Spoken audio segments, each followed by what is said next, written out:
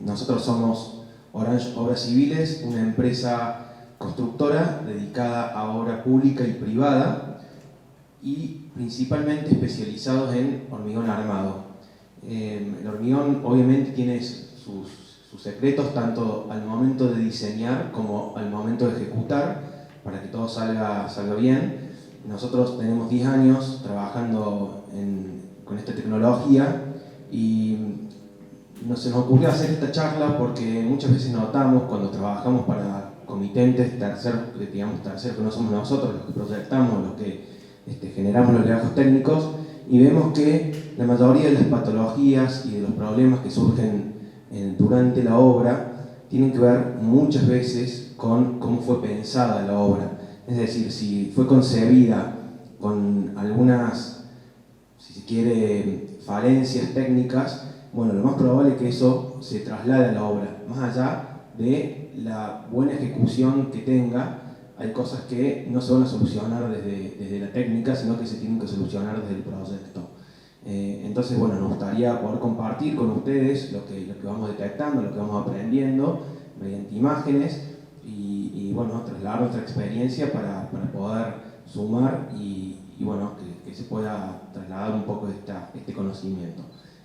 Así que bueno, vamos a enfocar la charla por ese lado, un poco de cómo encararlo desde el punto de vista del diseño y por otro lado, cuestiones técnicas para poder lograr un resultado deseado cuando se ejecuta la tecnología. Así que bueno, vamos a enfocar en eso. Le paso el micrófono a Ignacio Silvestro, que bueno, va a seguir con la charla. Muchas gracias. Hola, ¿qué tal? Buenas tardes a todos. Ya, bueno, Agustín Mahón me presentó de vuelta. Muchas gracias al colegio por la convocatoria. Es un gusto y un honor participar en esto. Esto originalmente surge, nosotros este año implementamos normas ISO dentro de la empresa y eso nos llevó un montón de actividades y estandarizar procesos, fijar normas y demás cuestiones que algo bueno que surgió de esto fue realizar un manual de buenas prácticas y capacitaciones internas para esto. Bueno, y después empezamos a pensar nosotros y decir, bueno, lo podríamos sacar para afuera, por fuera, puerta afuera de la empresa, estos conocimientos, porque si bien no son todos, no son completos, no son absolutos, pero son los que tenemos. La empresa, como dijo Agustín, tiene 10 años de experiencia, pero nosotros a su vez tenemos otros 10, 12 años más por fuera de la empresa. Y en estos 20 y pico de años construyendo, creemos que algo hemos adquirido, o nos hemos quemado muchas veces con leche, y ya vemos mucha vaca y lloramos. Entonces, por ahí para ir transmitiéndolo a colegas, está bueno. De hecho, menciono la norma ISO porque cuando vino el ente certificador, la certificadora nos decía, bueno, todo ese know-how guárdenlo, no lo saquen afuera, no lo transmitan, que quede, porque si no van a perder mercado. Y claramente no coincidimos en eso. Nosotros tenemos otra visión y creemos que si sacamos y exteriorizamos todo eso, y si todo el mundo hiciera lo mismo, lo que logramos es subir la vara, ¿no es cierto? Que cada uno, para poder distinguirse dentro de su ámbito, dentro del mercado, dentro de lo que sea que desarrolle, te lleva a perfeccionarte cada vez más. De eso vamos a hablar ahora, de lo que son los hormigones arquitectónicos, un poco basándonos en esta experiencia que nombramos, que son unos 20 y pico de años. Hice el esfuerzo para que todas las fotos y todo lo que transmitamos ahora sean de obras propias. Y está basado también en algún tipo de bibliografía, pero principalmente en lo que marca ya sea la norma CIRSO y la Asociación Argentina del Hormigón Elaborado, que generalmente nos basamos en ese tipo de bibliografía, sobre todo para ordenar la información y encarrilar esta charla.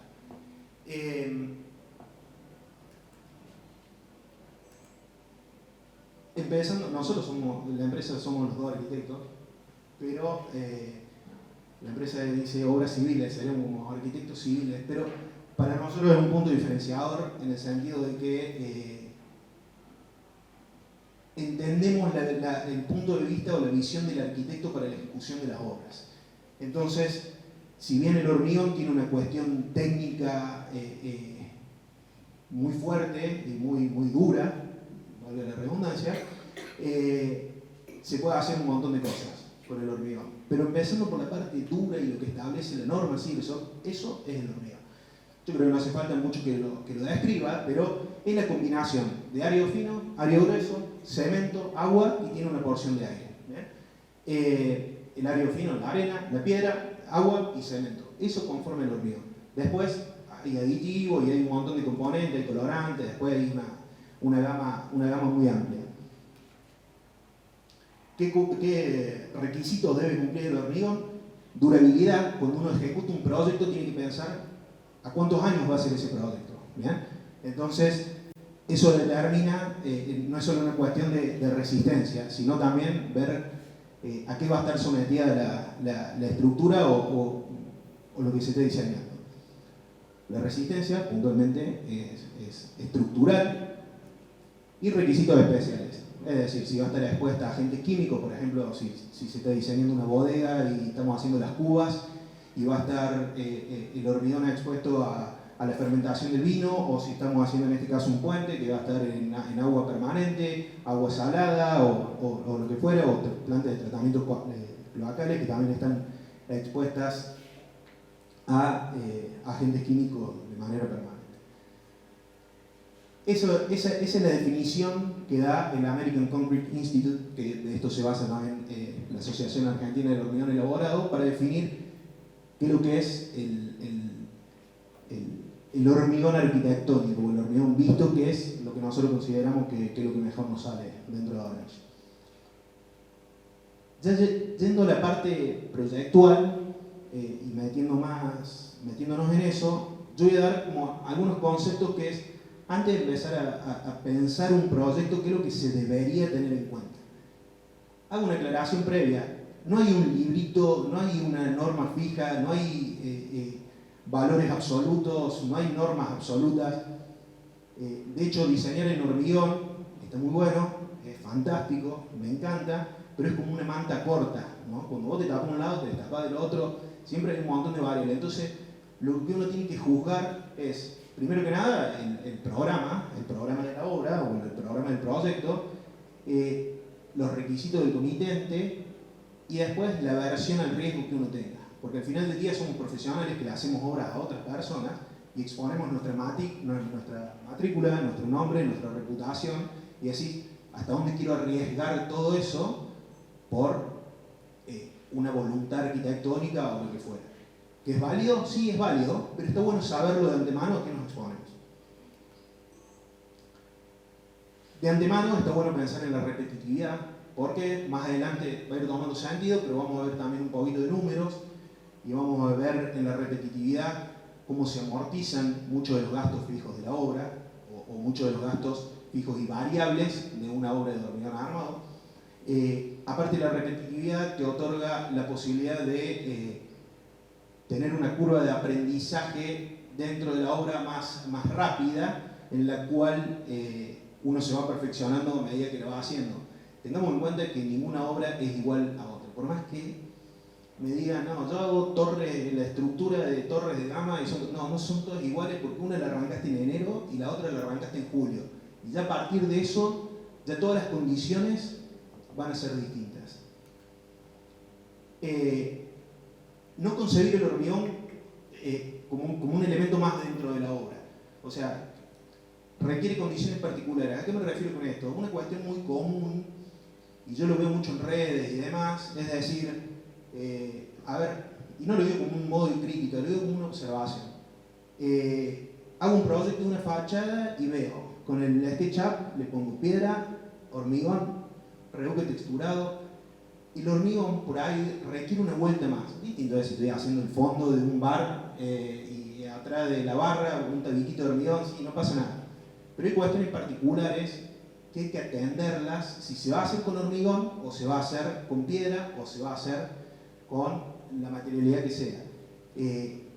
Eso yo hago mucho hincapié porque la consecuencia que trae eso es la frustración después. Porque cuando uno dice, bueno, y esto lo hago, esta parte la hago con hormigón, cuando no está debidamente pensado cómo se va a materializar, cuáles son las etapas, cómo cómo se va a llevar a cabo todo lo que significa ejecutar esa pieza de hormigón, y es muy probable que falle. Definir criterios y requisitos constructivos aceptados entre las partes. Como yo les comentaba, generalmente la norma que rige para la estructura de hormigón armado es la norma Simpson. Pero el hormigón arquitectónico del hormigón visto tiene que tener otros parámetros. O sea, no podemos usar los parámetros de aceptación de la Simpson. En ese orden es que está bueno el trabajo en conjunto, con varias partes. Nosotros, luego de un trabajo arduo y de continuidad de trabajo con varios estudios de arquitectura, digamos, a través del tiempo, estamos logrando un poco el juntarnos los actores a ir definiendo en las etapas preliminares. Entonces, que te llamen, te consulten y digan, ¿qué opinás si hacemos esto, no hacemos esto, si cambiamos acá, no cambiamos acá? Eso está bueno porque no es que uno tenga todas las respuestas, pero sí podés tener algunas respuestas particulares para determinadas condiciones que después se pueden llegar a dar. Esto que hablo en términos generales porque después vamos a profundizar sobre estos temas. Hay un ejemplo de esto, yo no sé nada de alemán y resulta casi impronunciable para mí, pero lo que hace, encima está medio borroso, pero es un ejemplo de lo que se hace, es se catalogan todo el listado o el elenco de posibles patologías que ahora lo vamos a revisar, y esto lo proponen Merblatt Schmidton, no sé cómo se pronuncia, pero asentar dentro del legajo de la obra cuáles son las cuestiones admisibles o no dentro de cada una de las patologías. Esa situación está muy buena porque eso determina un montón de procesos, de equipos y de materiales a utilizar después. Si vos me decís, yo quiero 0 nido de avispa, bueno, hay que tener determinadas condiciones. O quiero alineación perfecta, bueno, no podemos usar madera, por ejemplo, para encofrar, por dar algunos ejemplos. Y después hay que analizar lo que yo les comentaba recién, que proyectar en hormigón es como una manta corta, incide un montón de variables y que todas afectan de manera distinta. Desde el diseño, o sea, la morfología de la obra, qué mano de obra vamos a usar. Si yo estoy proyectando una obra, a ver, me pasó, bueno, no era el que estaba ahí, pero el puente que estaba ahí era en Misiones. Teníamos problemas gigantescos con la mano de obra y la idiosincrasia de la mano de obra. Y la idiosincrasia en el sentido de que en Misiones a la siesta se hace complicado trabajar. También me ha pasado trabajando sobre la ruta 40 en Santa Cruz, en medio del desierto. ¿A quiénes conseguís? ¿Cómo vas a conseguir? ¿Qué gente va a querer ir a trabajar? Por ahí uno plantea determinada utopía y dice, bueno, yo voy a hacer esto porque lo he visto, que cada bando lo hizo en tal lado, y es fantástico, pero si lo voy a hacer en medio de Santa Cruz, ¿quién va a querer ir? O cómo está la situación coyuntural, porque si hay trabajo en Córdoba, nadie se va a ir a trabajar a Santa Cruz, la mano de obra disponible. Son cuestiones que por ahí son complejas, pero ayudan a eliminar estas frustraciones que menciono. La calidad de los materiales también es clave, ver, o sea, la disponibilidad y lo que hay en el mercado en Córdoba, desde el hormigón, los hierros, los encofrados, las herramientas para utilizarlo en Córdoba y en Argentina, ¿no? La estrategia constructiva, digamos, cómo vamos a empezar, cómo va a ser la planificación, el cronograma, el orden de las tareas, la logística de la obra, y bueno, cuáles son los encofrados que vamos a usar, cómo los vamos a usar, cuántas veces los vamos a repetir, cómo se van a amortizar, dónde se van a copiar, dónde se van a limpiar, cómo se van a devolver, el curado de la obra, algo que por ahí está medio relativizado y que hace mucho al hormigón visto, hace muchísimo, porque hecho bien ayuda mucho, hecho mal perjudica mucho, no hecho perjudica, pero no perjudica tanto como mal hecho, por ejemplo. Y el clima, bueno, otro factor importantísimo en el hormigón. El hormigón tiene una particularidad que fragua con temperatura, ¿no es cierto? Y tiene sus límites, su límite más bajo y su límite más alto. Entonces, si yo voy a hormigonar por debajo de 5 grados y estoy haciendo una obra en Neuquén, al costado del mar y lo que sea, y es una obra fantástica, y tengo que tener esas condiciones porque va a haber una parte, una etapa de la obra que no voy a poder trabajar. O, si quiero trabajar, voy a tener que tomar recaudos y controlar el fraude de esos hormigones. O, como lo que yo comentaba recién, lo que me pasaba en mis misiones, y teníamos que tener un contenedor refrigerado para ponerle hielo escamado en la boca del camión antes de hormigonar para bajarle la temperatura. Lo mismo me pasaba en San Juan, por ejemplo. Son cuestiones que hay que evaluar y tener en cuenta, porque si no va a fallar.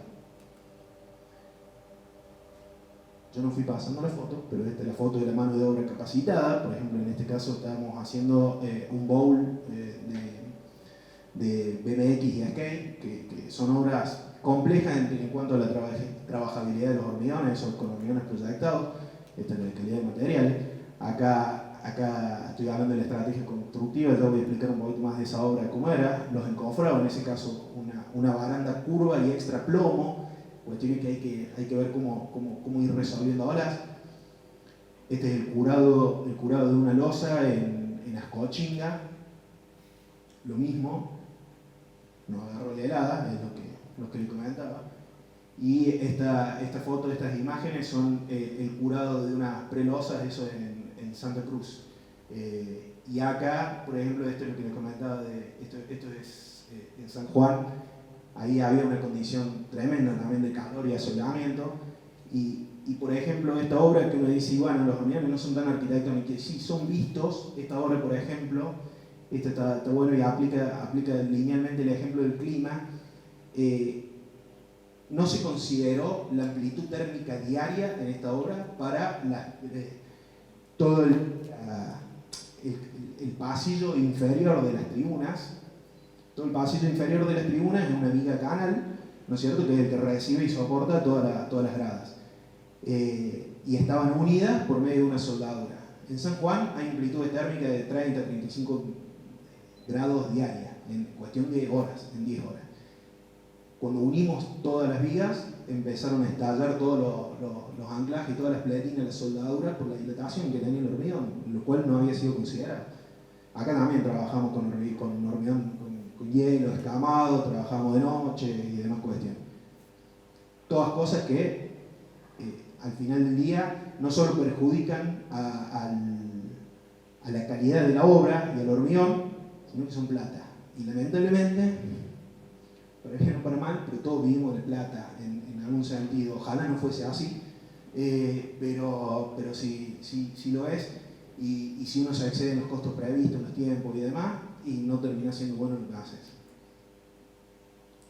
Ya pasando, a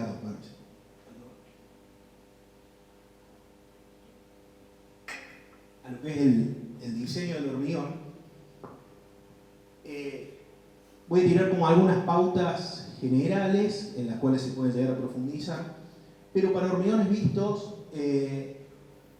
yo recomiendo H25 para arriba, por una cuestión de la relación agua-cemento y para asegurarse una buena terminación superficial. ¿Bien? O sea, generalmente, dependiendo del tipo de obra que se esté haciendo, pero si no hay requisitos estructurales muy grandes de resistencia, un H25 está sobrado para, no sé, por ejemplo, una casa o lo que fuera, incluso luces de este tamaño, que son obras más importantes, suele sobrar. Pero cuando es visto, aumentar la relación agua-cemento, aumentar la cantidad, el tenor de cemento por metro cúbico, ayuda a darle una mejor terminación al hormigón y reduce otros riesgos más, como por ejemplo la fisura por asentamiento plástico. Una cuestión fundamental, eliminar superficies extensas, uniformes e interrumpidas. A mí me planteo muchas veces, porque le digo, bueno, empecemos, me llega una obra, la analizo, veo cómo la voy a ejecutar y me dice, no, lo hagamos todo de una sola vez. ¿Y lo podemos hacer todo de una sola vez? Sí. El vendedor decía, armar todo completo, ¿no? Losa, tabique, obras complejas.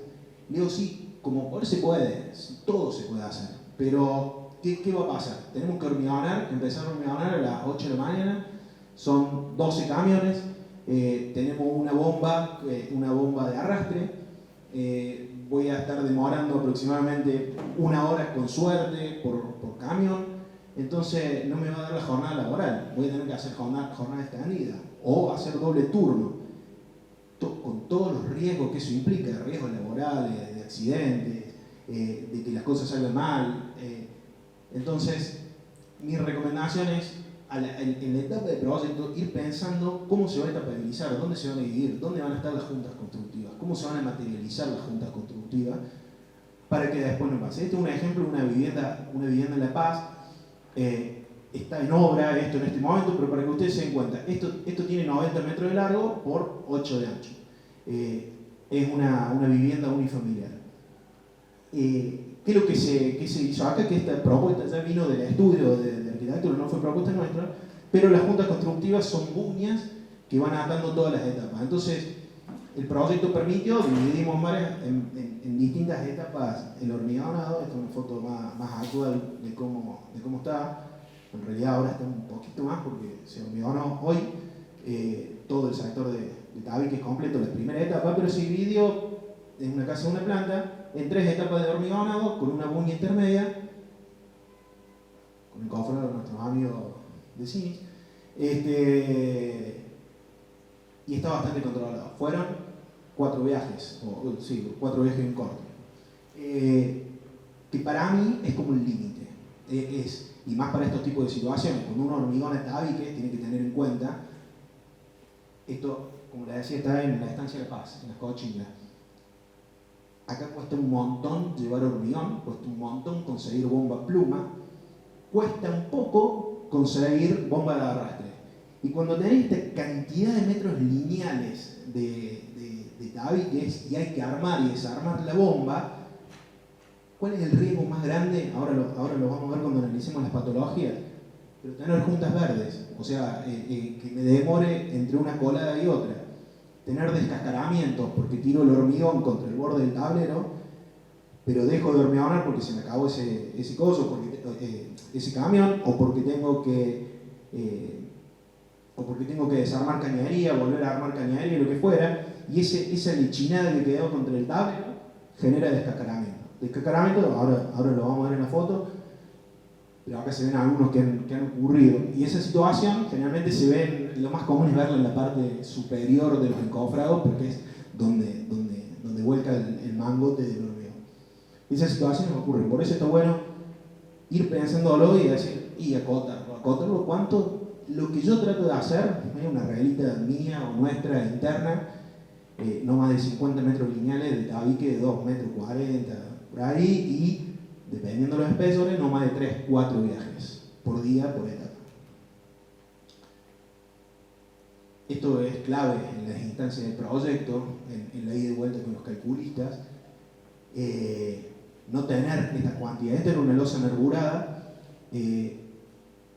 pero tenía sectores vistos, no en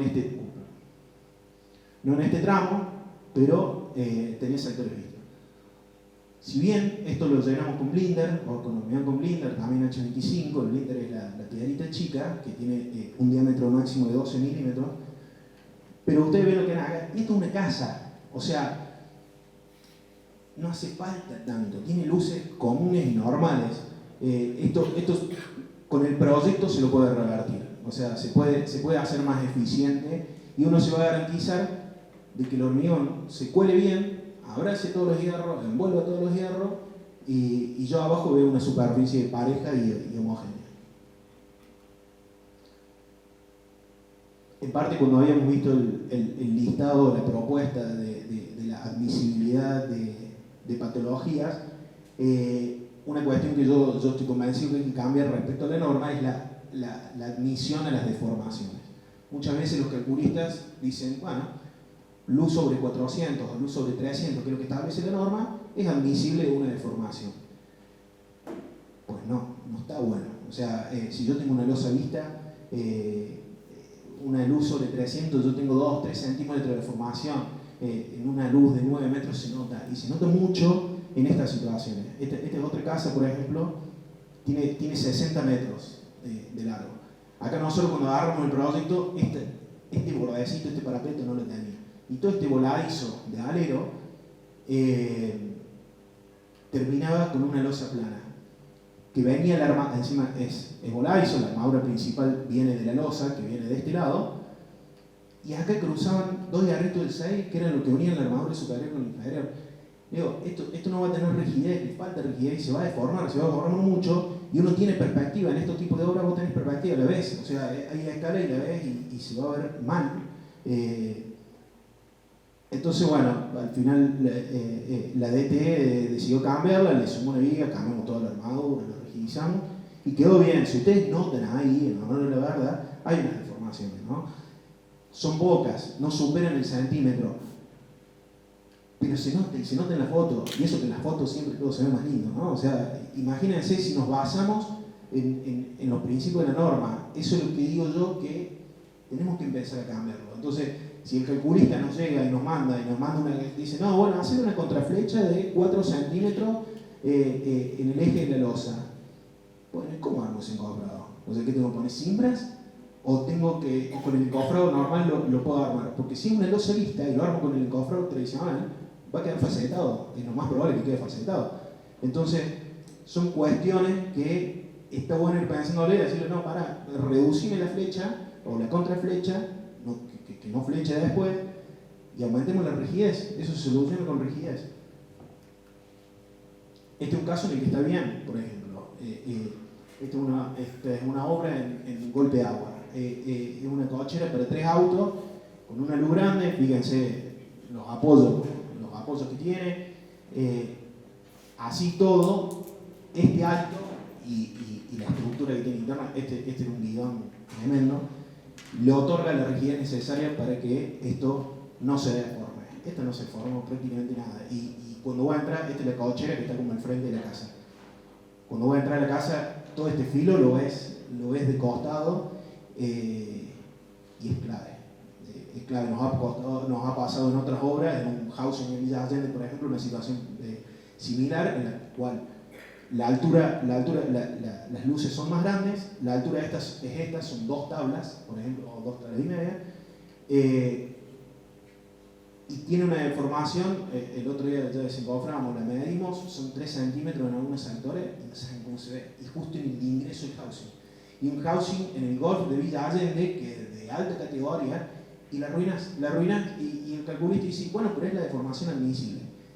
¿Y admisible para qué? Para la norma, ¿verdad? El cliente está inflado, o sea, y tiene razón. Pensar estratégicamente en la modulación y etapabilidad, es un poco lo que yo venía hablando antes, es ver cómo se va a hacer. ¿Por qué pongo esta foto? Esta es una casa en 5 lomas, de un hormigón pigmentado, que trabajar con hormigón pigmentado es complicado porque prácticamente no se puede curar el hormigón pigmentado, no se puede reparar y no le puede hacer más nada. O sea, como sale, tiene que salir. Entonces acá la decisión, yo la foto está tomada de adentro, pero la decisión fue llenar los tabiques hasta la altura del parapeto, techos inclinados, parapetos inclinados, sin cupertina, sin nada, entonces el filo tenía que ser perfecto.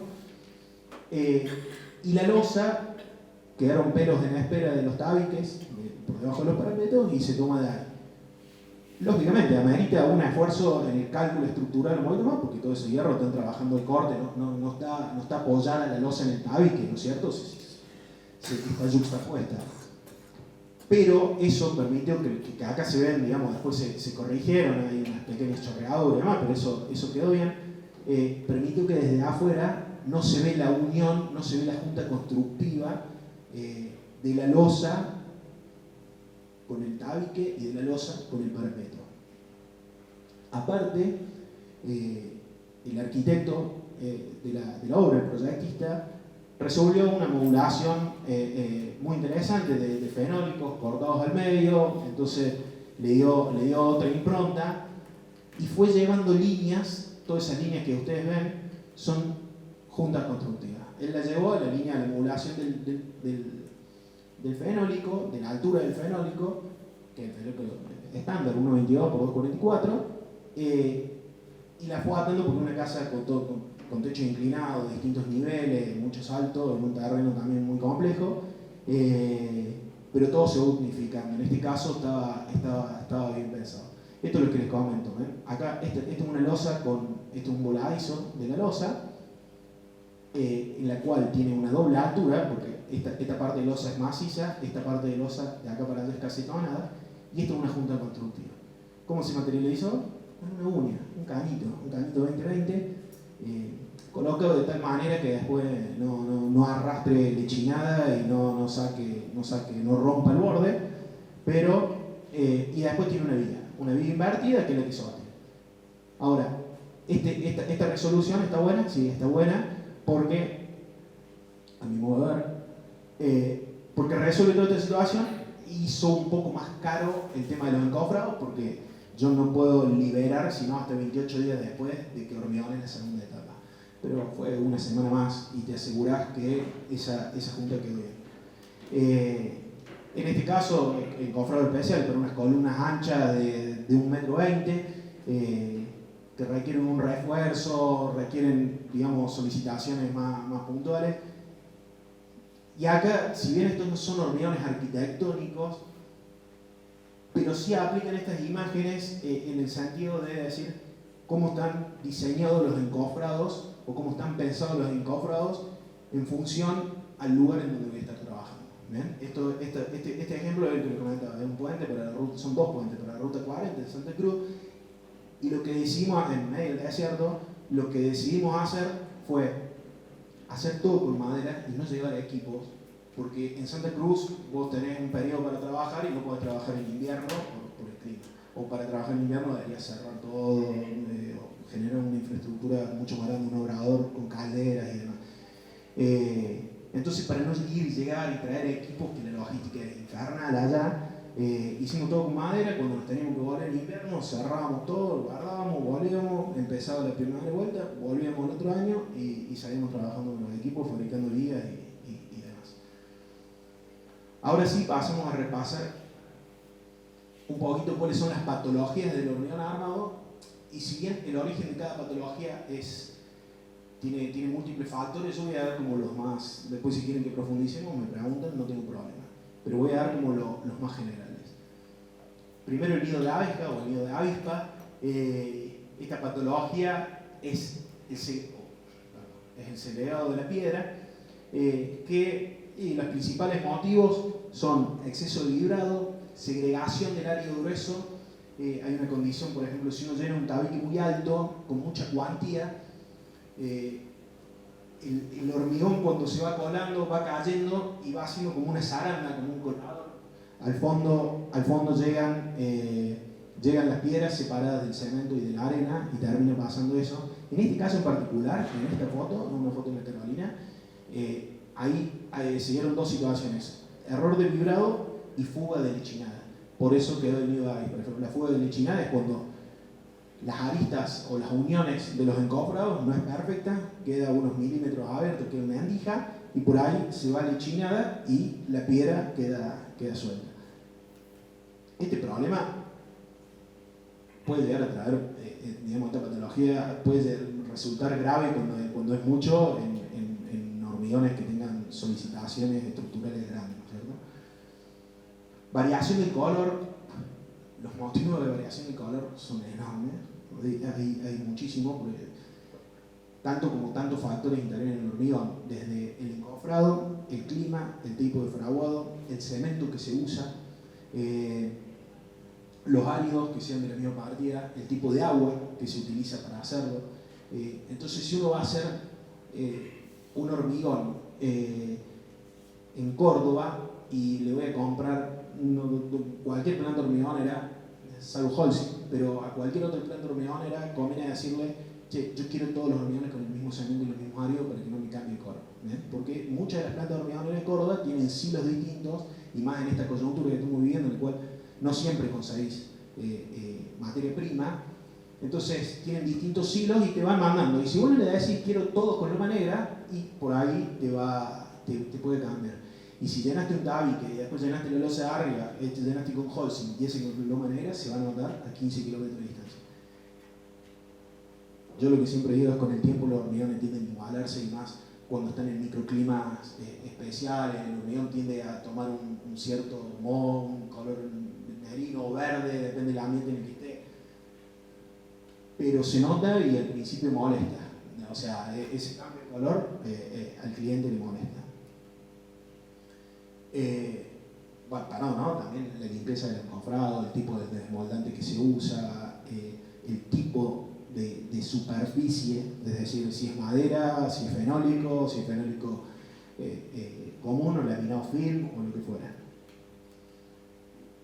Fuga de lechada es más o menos lo que les he explicado recién. La fuga de lechada es cuando hay en las uniones, creo que me estoy quedando sin batería, en las uniones de los encofrados o de los tableros, se va la lechada y termina pasando esto. ¿Qué es lo que puede generar? Una rebarba muy grande o un nido de avispa. ¿Bien? Una rebarba muy grande me refiero a que ya te pasa mucho y ya tenés que picar, ¿no? O sea, transparencia en el agregado es una situación poco común. De hecho, de esta foto aplican unos muy pocos sectores en estos lugares. Esto más que nada es segregación y esto es exceso de vibrado. Miren, si ustedes ven acá la marca, ven cómo se nota la aguja del vibrador que va saliendo. Eso es otra patología que la vamos a ver ahora más adelante. Pero la transparencia del agregado se va mucho agregado fino, en realidad de la arena fina eso pasa mucho más. Acá en Córdoba son pocas las plantas de hormigoneras que usan arena Paraná o la arena bien fina, que está bárbara para hormigones vistos, es buenísimo porque es el ideal para hacer hormigones autocompactables o hormigones super fluidos. Los que usan mucho arena fina Paraná son las premoldeadoras en Córdoba, por ejemplo, Astor y Pretensa, ellos usan arena fina Paraná, Corlock también usan. Parece que es cara, ¿no es cierto? Entonces, la planta hormigonera, si te va a dar hormigón para tener pilotes con arena Paraná, va a terminar siendo carísimo. Es caro porque necesita más cemento, ¿no es cierto? Ahora, si quieren, ¿cómo? Con mejor no. Bueno. Lo que decía es, se va un poco de agregado fino contra la pared del encofrado y termina quedando esa transparencia y se ve como un espumado así, que es lo que termina pasando, ahí. Generalmente eso ocurre también por exceso de vibrado o mal vibrado. Las burbujas de aire, hay dos principales motivos por los cuales se generan las burbujas de aire, que son esas oquedades que pueden ser de 1 milímetro a 4 milímetros. Muchas veces uno no las ve, pero cuando golpea un poquitito le saca el recubrimiento, esa lichinada, y el huequito está por atrás. Los dos principales motivos por los que se generan es falta de vibrado o exceso de agua en la relación agua-cemento del hormigón. Ese exceso de agua que genera el hormigón necesita una determinada, de la fórmula que yo les había mostrado antes, necesita un mínimo para frenar, ¿cierto? El hormigón cómo funciona, seguramente lo saben, pero tiene un principio activo que es el clinker, que ese clinker está recubierto por yeso, que es como el retardador, es lo que a nosotros nos da el tiempo para trabajar el hormigón. Ahora, cuando yo tengo mucha agua de más de la que necesita el clinker para activarse y fraguar, esa agua está en la masa y en algún momento se tiene que ir y genera burbujas de aire, que se la saca con el vibrador o golpeándola. Pero es muy común y frecuente que eso suceda cuando hacemos coladas de hormigón muy altas, en las cuales no se llega con el vibrador o no se llega a sacar todo, porque si no el riesgo está, me paso con vibrador y me genera el esfume ese, digamos, es como, ¿y qué hago? Y si podés no hacer hormigonadas tan altas, mejor, entonces meter el hormigón, el vibrador, no más de 10, 12 segundos como muchísimo, lo saca y asegurarte que salga las cosas. Yo digo 10, 12 segundos, esa regla es totalmente relativa a los espesores, los volúmenes, temperatura, el tipo de hormigón que se esté llevando y demás. Lo que termina pasando es que lo que querés evitar con el vibrador hace lo que quiere. Eso es lo que pasa exacto. Líneas entre capas. Hay muchas veces que se generan esas líneas entre capas que no llegan a ser juntas verdes. La junta verde, ya la vamos a ver ahora más adelante, es cuando un hormigón ya empezó el proceso fraguado y yo le tiro otro sin ser junta constructiva, ¿no es cierto? Pero la línea entre capas pasa por diferentes motivos. O un hormigón distinto, como es el caso acá por un error, acá vemos el descascaramiento que yo les decía. Acá se demoró, esta es la primera colada. Acá se llevó un hormigón autocompactable con blinder. y acá en el plan terminal llegó otra reunión, nada que ver. Sí, y la realidad es que cuando nos dimos cuenta de la situación y demás, ya era tarde y dijimos, bueno, vamos y pasemos el vibrador en las dos capas, como marca en el libro, pasando los 30 centímetros y demás, así todo, la marca quedó. No solo eso, sino que se demoró poquito, fue un día de calor, pero entre esta colada y esta, pasó, entre que se terminó esta y se inició esta, pasó una media hora, pero acá ven, cuando el mangote de hormigón tira el hormigón contra el borde del encofrado y vos después te demoras, esa parte se descáscara, genera esa lechinada que se descáscara. ¿Se puede evitar? Sí, pero es difícil. Ustedes fíjense cómo todas estas marquitas verticales es cuando se pasa el vibrador al costadito, pero así todo queda. Ahora que lo pienso, de alguna manera, si nosotros veníamos a vender lo que hacemos, yo no habría dicho que todas estas patologías son de obras nuestras, pero es la realidad, ¿no? O sea, es a lo que nos enfrentamos todos los días y no hay un libro para que esto deje de pasar. De hecho, nosotros le metemos, hacemos toda esta capacitación, inducimos a la gente,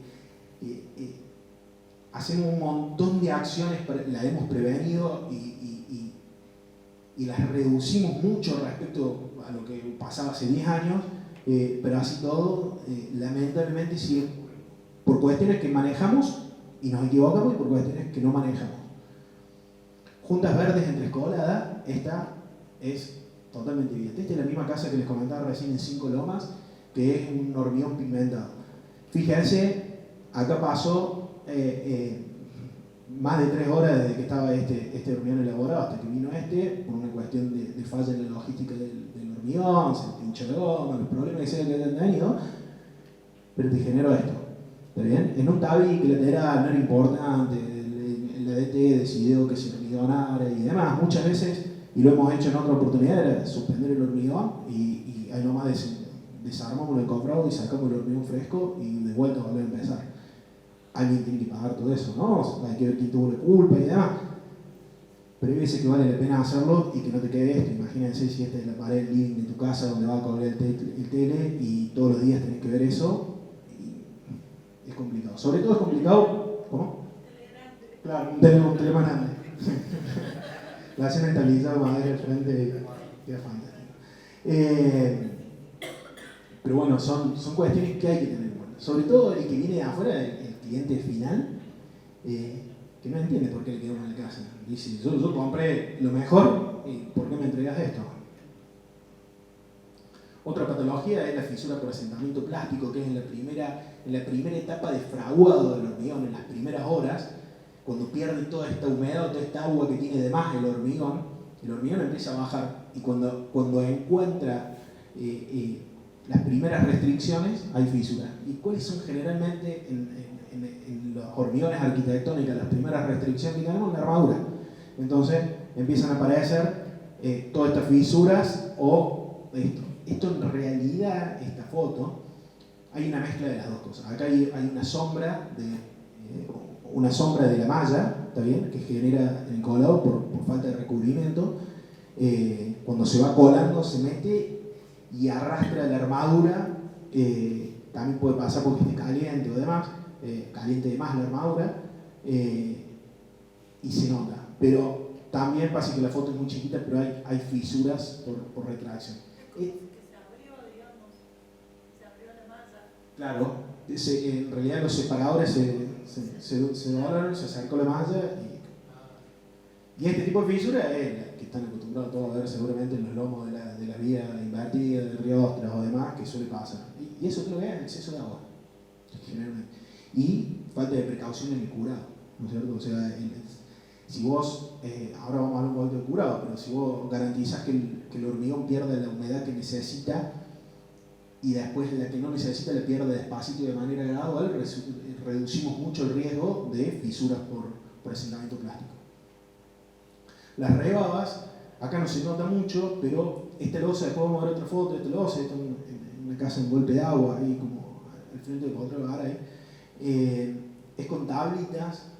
En esta losa lo que pasó fue que se reutilizaron muchas maderas y ya estaban arqueadas. Si bien nosotros cuando hacemos hormigón con tablita tomamos el recaudo de poner la tablita sobre un fondo de fenólico para que si la lechada esa se va a ir por las endijas que te generan las tablas de madera que tienen sí o sí, no hay forma que no tengan porque la madera no es buena, sea pino, saligne, lo que sea, no es buena.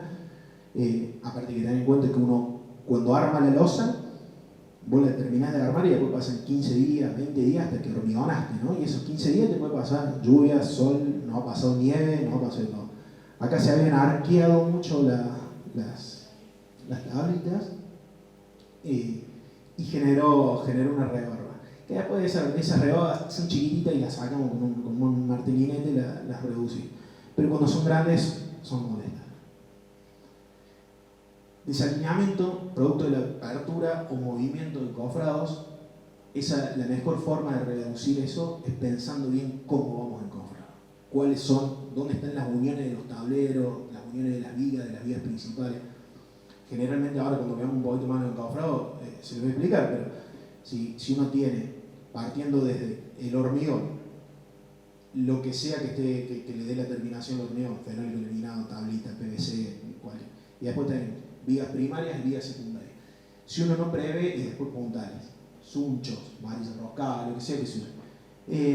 Si uno no prevé esas uniones, cómo va a trabajar, esta era una obra, en la Carolina, tenía muchos encuentros irregulares y que se abrieron. Acá se abrió, eso era arriba de la cocina, creo que se tapó con muebles, pero se abrió unos 2 centímetros y es un espanto eso. Se abrió solamente una puntita, pero porque después salía otro fuera de escuadra y cuando vos llegas a ese lugar con las vigas de respaldo, pasó la que venía de este tabique, la de este tabique no pasó, entonces eso se abrió un poquito hasta que se tope con la otra. Miren la cosita tan sutil, tan chotita, y te genera eso que se ve un montón. Descascaramiento, bueno, ya los hablamos un poco de dónde vienen. El veteado por acumulación de fino es más o menos, es muy similar al otro, a las transparencias. Acá también se ven claramente en esta foto como la marca de los vibradores y el origen de eso. El problema principalmente de esto, ¿cuál es? Que es lo que yo digo que es el riesgo siempre de las coladas altas. Cuando vos pones el vibrador y estás mucho tiempo, se te traba, se te enrosca con la armadura, se traba con los sunchos, tenés un montón de interferencias. ¿Se puede reducir un poco con vibradores de contacto? Sí, se puede reducir. Los vibradores de contacto hay que trabajarlos con muchísimo cuidado. No son para todos los hormigones ni para todos los encofrados. ¿Se puede reducir eso golpeando de afuera el tablero? Sí, pero eso solamente es por una cuestión de terminación superficial. Yo cuando golpeo el tablero lo que hago es que vaya la lichinada al borde, no estoy compactando el hormigón. Textura superficial no deseada. Si yo estoy pensando en repetitividad, como era lo que yo recomendaba, bueno, ¿cuál es mi límite de la repetitividad? ¿Hasta cuándo quiero que un fenólico devastado, muy usado, lo siga teniendo en lugares preponderantes donde el hormigón cumple una función estética o arquitectónica grande? Entonces, ustedes ven por ejemplo, este caso, todas esas marquitas son de sunchos viejos de usos anteriores de ese fenólico. Y esto es un tabique visto en el interior de la casa de una Star, que bueno, ahí sí me lavo las manos, no fue decisión nuestra, pero dijeron no, lo sigamos usando porque nos está costando un montón de plata esto. Y bueno, pero así va a quedar. ¿Cómo? Arte. Las irregularidades dejadas por los tensores, sunchos, lo que fuera, hay que prestarle atención.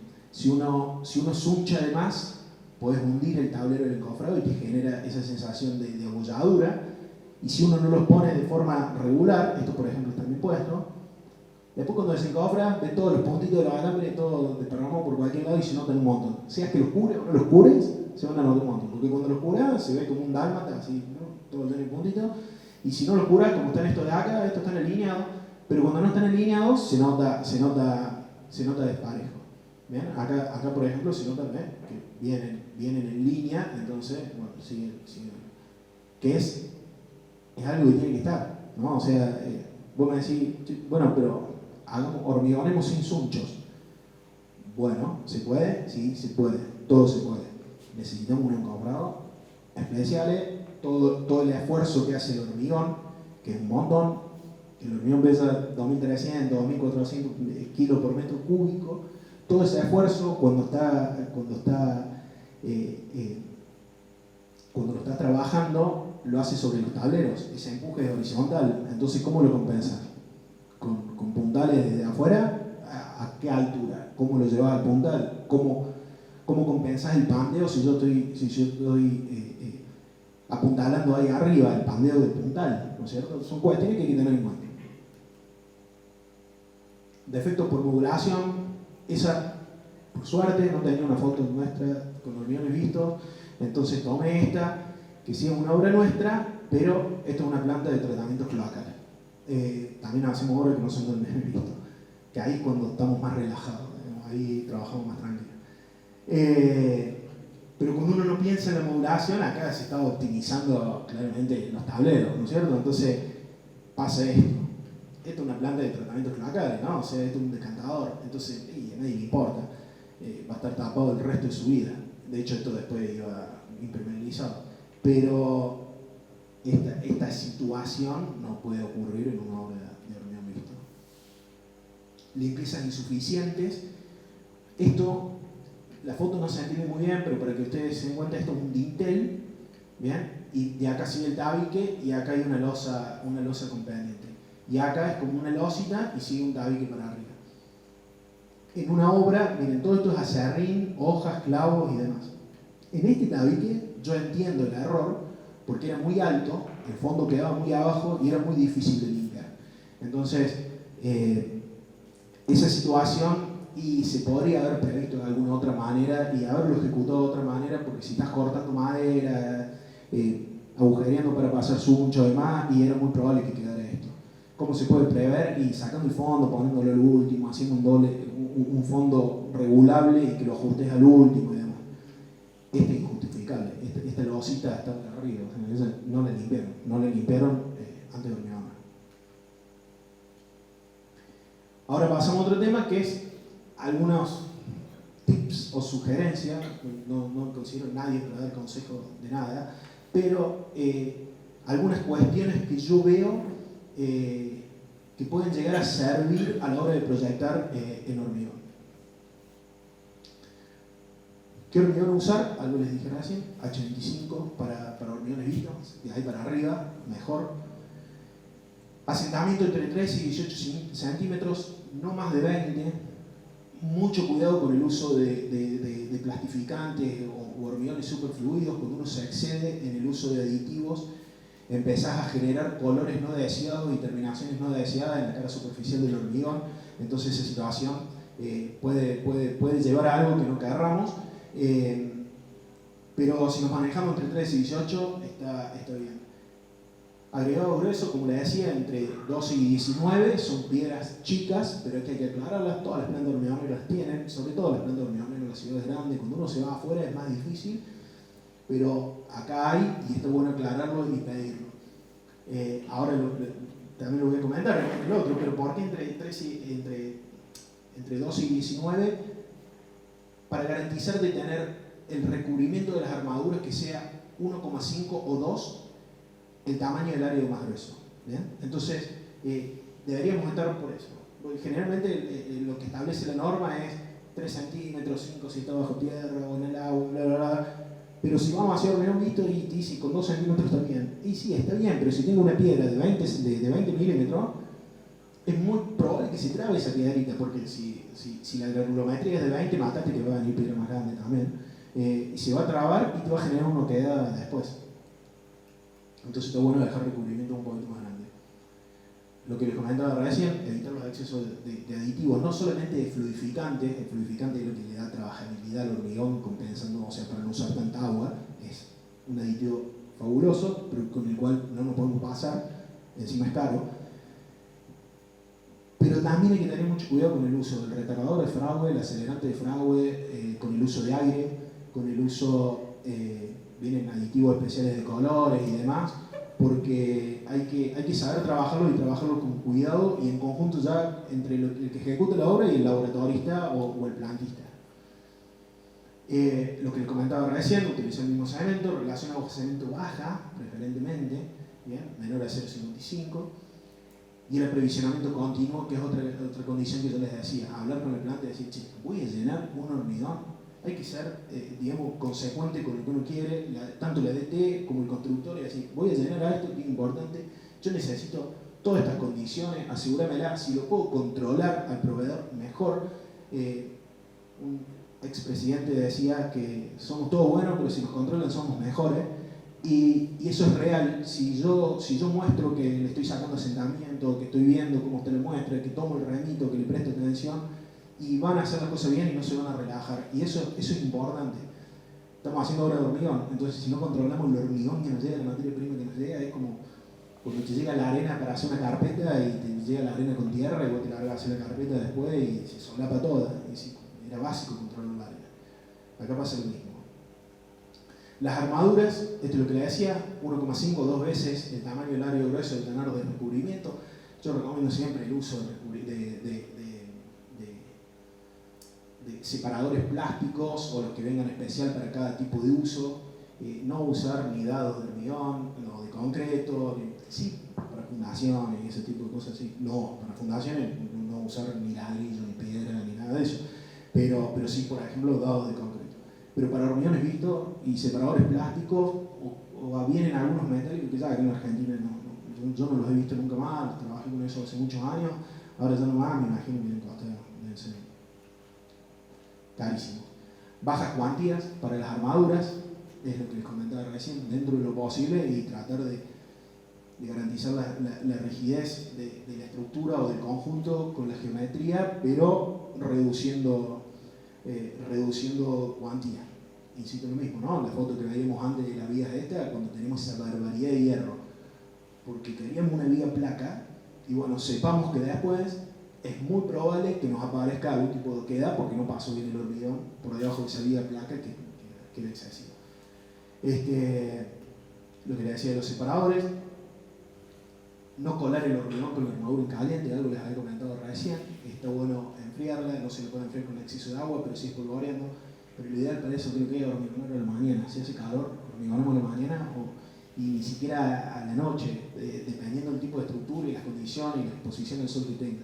La armadura caliente genera fisura indefectiblemente. El uso de desmoldantes de uso comercial, o sea, de los que te venden como desmoldantes, cuando se usa aceites, cuando se usa gasoil, cuando se usa grasa, nada de eso va para... Yo lo único que usaría sería grasa para los pasadores en los pisos industriales. Para el resto, nada, y es más, yo diría no solo en los hormigones arquitectónicos, en ningún hormigón, porque no sabes lo que estás poniendo y estás perjudicando a la resistencia del hormigón que está en contacto con ese producto. Y en la obra se usa mucho aceite quemado, gasoil y demás, y no está bueno. Ahora hablando un poco de los encofrados, esto es como una obviedad, pero así como obviedad, tanto el proyectista como el DT, como el constructor, está bueno que lo sepa, que lo que vos estás viendo que está armado como encofrado ahí es el resultado que vas a tener después. Se trasluce todo se ve después.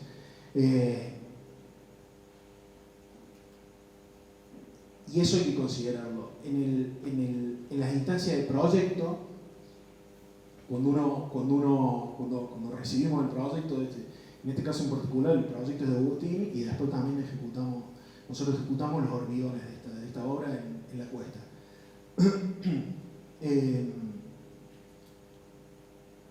Acá, esta obra en un terreno de una inclinación, digamos, teníamos 15 metros de desnivel, estaba montada sobre pilotes, teníamos 4 losas paralelas, entonces teníamos perspectiva para verla, teníamos lugar, la alineación tenía que ser perfecta. Había que tomar un montón de decisiones en cuanto a cómo la íbamos a ejecutar y cuál iba a ser la logística. acá la calle pasa en Oman, no hay lugar de acopio, no hay lugar de nada. Lo que resolvimos fue, ahí les muestro una foto de los encofrados. Esta obra la trabajamos, tanto el proyecto Encofrados como la metodología de trabajo en conjunto con la gente de CIGIS. Lo que hicimos fue cortar el terreno, generar un terraplén de apoyo en el cual acá se alcanzan a ver las zapatas de las columnas, y después se reconstruyó todo el talud para asentar y afianzar la fundación. Pero ¿qué es lo que necesitábamos? Este lote nunca debería haber sido un lote, ¿no? O sea, ella recibía el agua de 3 calles perpendiculares en la cuesta, cada vez que caían 2, no cuando llovía. Cuando la señora de 4 casas más allá lavaba los platos, el agua le caía al lote y no era una exageración, era así, era tremendo. Entonces, ¿cómo? Sí. Bueno, es que la casa es prácticamente un puente. Pasa que en la etapa intermedia de ejecución de obra, digo, si vamos a tener tanto tiempo los encofrados, teníamos todas estas 4 losas que eran consecutivas, yo iba a tener que tener, hasta hacer esta que volaba, yo primero, lógicamente, empezar de abajo para arriba, pero iba a tener que tener todo encofrado durante un montón de tiempo con estos castilletes. Y el riesgo de deslizamiento del encofrado durante el periodo de obra era alto. Entonces por eso elegimos cortar el terreno, generar una superficie plana, estable, e ir avanzando. Acá se ve un poquito más claramente, ven cómo viene el terreno natural, acá está cortado y acá se ve todo esto. Pero ustedes ven, miren, estamos encofrando la última losa y todavía tenemos que tener apuntalada esta. Ya le sacamos los fenólicos y demás, pero tienen que estar apuntaladas porque está soportando todo lo que se transmite acá. Acá ya desapuntalada, ya para devolver todos los equipos y sacarlo. Acá lo único que quedaba, que se ve de atrás, son los puentes de acceso, que tenían una pendiente muy grande. Otra cuestión a la hora de pensar los encofrados, ahí los pensamos en base a la morfología de la obra. En esta obra también son unos triplex, también en la cuesta, en un terreno muy complicado. Tuvimos que pensar en los encofrados en base a las solicitaciones estructurales, cómo se comportan estos triplex estructuralmente. Son una gran caja que de acá para acá vuela, y de acá para acá se sostienen en base a las fundaciones y están anclados. Acá también el riesgo más grande, esto es todo montaña, es la calera, pero es de deslizamiento de la obra. Pero, ¿qué pasa? Esta losita, que es la de voladizo, se sostenía de estos tabiques. Y estos tabiques, si ustedes ven, después hay otra foto más adelante, pero ven, están todas las etapas de hormigonado o las juntas constructivas están en correspondencia con el módulo de los fenólicos. Entonces pasan la losa. Acá hicimos una situación similar, dejamos el pelo en épera y después laburan a corte las losas. Pero ¿qué voy con todo esto? Que estas lositas yo las tuve que hacer primero para poder hacer los tabiques, pisar el firme y demás, pero no las pude desencofrar hasta que tuvimos las losas estas. Pasó un montón de tiempo para eso, tuvo un montón de tiempo en un terreno súper complejo. Bueno, tuvimos que hacer también un terraplén provisorio, compensar. Acá abajo no se ve, pero acá también hay un cañadón. Es otro lote que no se debería haber vendido. Por algún motivo los no vendibles nos llaman a nosotros para construir. Tuvimos que hacer otro tabique grande para contener, para poder ir aterrazando, para poder llegar hasta acá. Y solamente eso para tener el encofrado. O sea, todo eso era para garantizar que desde abajo, y para la foto, toda esta lavacita estén todo al mismo nivel y se ve parejito. Y aparte para que no se caiga.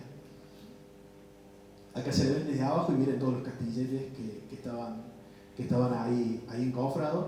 Y acá se ve la situación, lógicamente, a medida que nosotros ya pasábamos la distancia, la altura de la losa, hormigonábamos la losa, porque la losa te arrostra los dos tabiques, ¿no? Si no, nos iban a quedar esas dos cosas sueltas enormes, que no era viable. Pero los tabiques iban pasando y se armaba de esa manera. ¿Ven? Este es el interior de los tabiques. Refuerzo lo que comentaba anteriormente.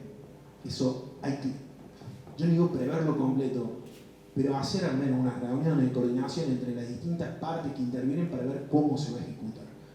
En esa obra lo que pasó, nosotros nos fuimos de esa obra a hace como 2 años.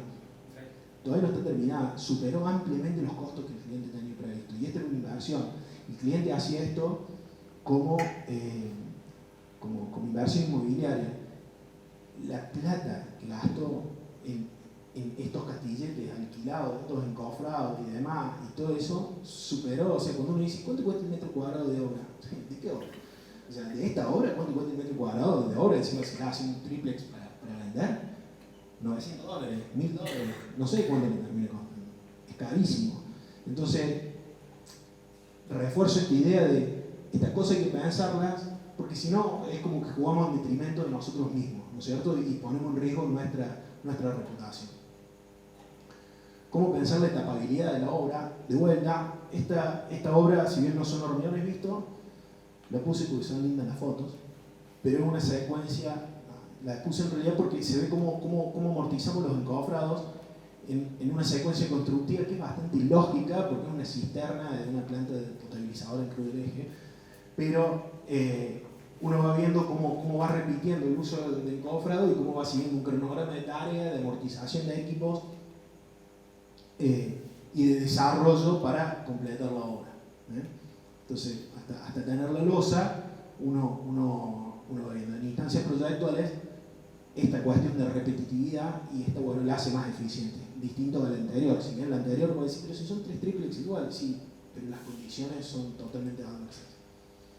Logística, algo importantísimo que muchas veces no está tenido en cuenta, es que llegan los camiones, tengo dónde descargar, cómo descargar, entra una mulita, no entra una mulita, puedo copiar, esta es la obra en Golpe de Agua, es un caso totalmente antagónico al que mostraba en la calera, en encuesta. Acá había lugar de sobra, que hasta cuando hay lugar de sobra te llega hasta estar un poco, puede estar desordenado, que no pasa nada, pero hay que preverlo eso. Esta es la cuesta. Fíjate que íbamos desarmando el castillete y no había dónde ponerlo. Y después cuando los recuperabas, los tenías 15 metros abajo de la tierra y había que subir escalando. Y esas cuestiones hay que tenerlas en cuenta. Cada proveedor de encofrados tiene su política de devolución y hay que respetarla y hay que seguirla, porque es lo que a ellos les permite el control y los hace más eficientes, que es lo que vos necesitas cuando estás del otro lado y necesitas que te manden las cosas después. Entonces, si uno no prevé esas cuestiones, es decir, dónde vamos a armar los caballetes o los palets, cómo lo vamos a hinchar, cómo lo vamos a subir el camión, cómo lo vamos a devolver, si eso se resuelve sobre la marcha, lo más probable es que falle. Y las repeticiones, en el caso de un edificio en Buenos Aires, siempre que se pueda lograr en un proyecto, y ya lo mencioné varias veces, es lo óptimo por una cuestión de amortización de equipos, de curva de aprendizaje, de un montón de factores que te hacen más eficiente, superposición de tareas, puedes hacer un montón de cosas cuando sos repetitivo. Esta otra cuestión que también es tan relativa como la vida misma, que es cuánto cuestan las cosas. Pero bueno, nosotros vamos constantemente haciendo análisis, evaluando cuánto cuestan los... Después, si quieren, a la presentación se las puedo mandar, el que me mande mail o un Instagram, sí, porque acá se ve re borroso, yo se lo mando, no tengo problema. Sacar foto igual, ¿no? Digo porque se ve mal. Pero miren la incidencia, esto es como para obras estándar, lógicamente esto es muy variable y depende de un montón de factores de todo lo que hemos venido viendo. Perdón, largo el botón pero miren la incidencia, acá tenemos en este color mostaza, son los encofrados, material y mano de obra. Losa, tabla de madera es la terminación superficial, ¿no? O sea, para todo esto ahora vamos a ver, pero son todos sistemas tipo flex en losas. Y solo cambia la terminación. Esto es tabla de madera con un fondo de fenólico, esto es fenólico laminado-film y esto es casetonado a la vista. Miren cuánto incide sobre todo el monto de los encofrados cuando uno está trabajando. Y miren cómo es en los tabiques, ¿no es cierto? O sea, la incidencia de mano de obra. Estas proporciones o estas tortas capaz que son de hoy a la mañana. El lunes van a ser totalmente distintas por este tipo de obra, el viernes es otra cosa, y para esta obra es una cosa, para esta obra nosotros no tenemos una tablita, nosotros analizamos cada obra en particular y cotizamos cada obra en particular y hacemos el análisis de encofrado y secuencia constructiva para cada obra en particular porque cuando querés hacer y decís, bueno, más o menos, sí tomamos esto como referencia, y para tener una media y decir, sí, estamos muy lejos, o estamos muy atrás, o hacemos cotizar los encofrados y decir, che, está muy alto, fíjate que tenemos una media de tanto, lo manejamos para eso. Pero esta información es importante, porque muchas veces cuando uno diseña el hormigón arquitectónico, el hormigón visto, no lo prevé y después una sorpresa muy grande. Y justo recién estábamos hablando de eso de muchos clientes nuestros que a la hora de firmar contrato dicen, no, yo quiero lo mejor, quiero que quede impecable, que no nos fijemos en gastos, lo que sea. Cuando le pasan el presupuesto, no, bueno, pero reutilicemos acá el tablero y volvamos a poner el mismo y no usemos las vigas de cine, usemos puntales 3x3 de madera y lo usemos todas las veces que podamos. Y es porque todas las expectativas que tenían, como los famosos memes, expectativa de realidad, y se va todo, pero por una cuestión económica, y termina frustrando a todos, genera malestar, genera ese atolladero de la obra en el cual al final llega todo peleado, todo por plata. Creo que hay en el mercado, yo menciono algunas de las empresas u ofertas de encofrado como más importantes que hay en el mercado. Cada una tiene su particularidad, tiene sus servicios, tiene sus prestaciones, de las cuales está bueno saber qué es lo que hay. A mí porque me gusta también, pero está bueno saber qué es lo que ofrece el mercado, sobre todo si uno es proyectista y quiere hacer hormigón elaborado, decir, ¿con qué voy a contar en Córdoba? O sea, ¿qué puedo encontrar en Córdoba? Una Hefco, Peri, esta Ulma, esta Sinis, todos tienen algunas cuestiones en común y cada uno también tiene su particularidad para cada cosa.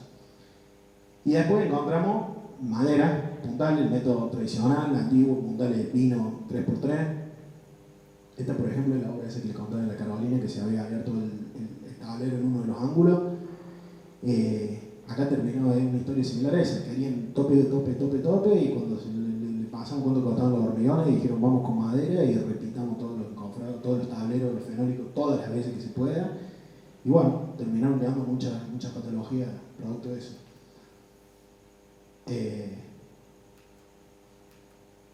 Y después hay un montón de otros tipos de encofrados, los menciono muy rápido.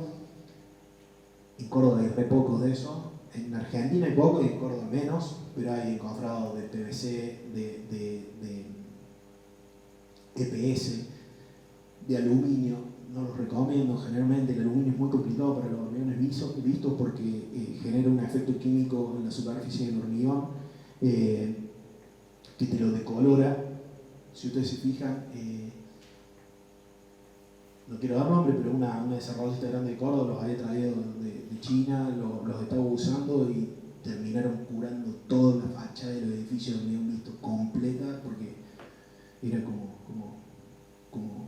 un abanico de colores que le terminaba quedando. Después, encofrados súper complejos, específicos y técnicos. Hay encofrados hechos con impresoras 3D, encofrados inflables que se usan. Yo no los he visto nunca usar en Argentina, pero sí he visto muchos videos de este tipo de uso. Encofrados de PVC, que generalmente suelen ser como estampados o que dan determinadas terminaciones. Esto, sí, por ejemplo, tiene plancha y paneles de esto. Y yo lo que hago es separo principalmente, que quizá esta filmina la debería haber puesto antes para explicar, pero a la hora de pensar los hormigones, yo le digo flex y panelizable. Flex es el que está compuesto, como les comentaba recién, por vigas primarias, vigas secundarias y apuntalamiento, ¿no es cierto? Acá está la cuadrícula, la que se ve siempre cuando se ve en la calle. ¿Qué puede ser? Se puede usar con estas vigas que son las H20, que hay varios proveedores que las tienen. Se pueden usar con vigas metálicas, se puede usar con caño, con madera, con puntal, hay un montón de materiales. Que está bueno tomar la decisión esa en base a lo que uno quiera poner de terminación para el hormigón. Y después están los sistemas panelizables, que pueden ser metálicos, con terminación en laminado fin. Estos de encofrado, por lo general, son mucho más eficientes y rápidos para el uso, son menos manipulables. Estos, me refiero, pero sirven mucho cuando uno tiene mucha repetitividad de uso y con una secuencia igual. Estos son encofrados plásticos, no hace muchos años estos han llegado a Córdoba. Están buenos, dan una terminación distinta al del fenólico laminófil. Nosotros los hemos usado en casos particulares, no hemos hecho obras completas con estos encofrados, pero tienen un beneficio que son tremendamente fáciles de usar y tienen un perjuicio que es tienen muchas partecitas muy perdibles en obra, ¿me entendés? Y que cuestan cara. Postventa, otra cuestión a tener en cuenta el encofrado para no encontrarse con sorpresas después. Generalmente uno firma el contrato cuando va a alquilar y en ese contrato hay un montón de condiciones. Y ahí es donde hay que ver el diferencial de las empresas que ofrecen el alquiler de estos tipos de equipos, porque a nosotros hemos tenido experiencias nefastas en las cuales te da vuelta cualquier análisis o se abusan en el postventa, en la devolución de los equipos. También como hemos tenido experiencias buenas, pero ¿a qué voy con esto? Cuando uno está yendo a la obra hay que hacer cuidar los equipos, hay que hacer cuidar todo, que no se pierda nada. Y esa es una decisión que se toma antes y durante. Si voy a estar haciendo una obra en Nueva Córdoba y uso el sistema, el Ecoplast, por ejemplo, de plástico, y no sé, yo las obras que hice en Nueva Córdoba me robaron absolutamente todo un montón de veces. Cada feriado largo me entraron a robar la obra. Entonces vos perdés 2 manijitas, perdés cosas, y cuesta un montón de plata. Entonces, bueno, tratemos de encontrar que no se lo lleven tan fácil, que no le levanten 2 con una mano. Esas son cuestiones que hay que ir teniendo en cuenta, que a su vez decir, pero si uso este encofrado, no tengo el resultado que yo quería. Y bueno, ¿cómo balanceamos? Volvemos a lo mismo, una manta corta. Desencofrado y curado, empiezo hablando por el curado, en realidad, que está antes que el desencofrado. El curado es importantísimo para la determinación de los hormiones vistos, es importantísimo para todos los hormiones, los vistos y no vistos, es lo que hace a la calidad del hormigón. En este caso, esta es la foto que les mostraba, esta es la losa, es otra obra, no es la larga de 90 metros en La Paz, esta también es en La Paz, pero esta tiene 60 metros. Teníamos que llenar, ya no quedaba otra y estaba pronosticado que iba a caer helada, y bueno, fuimos, la helada cae en el último momento de la oscuridad de la noche, o la primera hora cuando sale el sol, fuimos un rato antes, cortamos el fuego en un acto de utopía, como pensando en una superficie tan larga arriba de la montaña que íbamos a lograr algo, pero sí se logró, y se logró mucho más poniendo esto, y yo se lo recomiendo a cada uno con el que hablo. Fue la primera obra que hicimos, ahora quiero hacer siempre, funcionó tremendamente bien. Nunca me acuerdo el nombre, pero era el nylon con los globitos que te llegan las cosas de Mercado Libre. Bueno, lo compré en rollo, tirás eso, yo sí he tirado nylon y demás, pero ese nylon es térmico y mantiene la humedad. Yo cuando llegué al otro día de la madrugada, acá apenas habíamos terminado la hormigonal, que si la hormigonal está un poquito fresco, se notan algunas pisadas cuando estábamos tirando el nylon. Cuando volví el otro día de la madrugada, metí la mano abajo, hacía un frío, pero estaba tremendo, creo que hacía 3 grados 0, estaba muy feo. Metí la mano y el hormigón estaba tibiecito y totalmente húmedo, me salió la mano mojada. Yo me di cuenta de haber puesto alguna foto de esa losa, quedó espectacular, pero por arriba y por abajo, no tiene fisuras por retracción, en realidad tiene una sola fisura al medio donde está el núcleo de escalera, porque es la parte débil, pero por una cuestión de que, bueno, nosotros instamos para eso, no tiene junta de dilatación, o sea, no tiene lugar donde trabaja. Solamente cuando ustedes ven la proporción de esto, te dan cuenta que en algún lugar se marca, y donde se marca, donde está el núcleo de escalera. El curado es fundamental. Y el curado, ¿cómo hay que pensarlo el curado? Evitar la pérdida excesiva de humedad, evitar los calores excesivos y evitar los fríos excesivos. Calores excesivos son calores arriba de 32 grados, fríos excesivos son fríos arriba de 5 grados. El viento y el sol, el peor enemigo para la pérdida de humedad. Entonces, ¿cómo nos cubrimos? Y bueno, pensemos de esa base. Yo tengo varias ideas, pero hay muchas bases. Espolvorear agua, tener uno de los loquitos en la obra que esté todo el tiempo regando, mojando, tapar como tapamos nosotros, frenar el sol con un nylon, dependiendo de donde esté. Yo ahí les había mostrado antes una foto de las prelosas de cómo las curábamos. Estábamos en medio de Santa Cruz y bueno, le ponemos un nylon y con eso andaba. Y el desencofrado tiene que ser un trabajo pensado en el momento de encofrado, porque el desencofrado es importantísimo también, sobre todo para los hormigones vistos, para evitar roturas de los hormigones.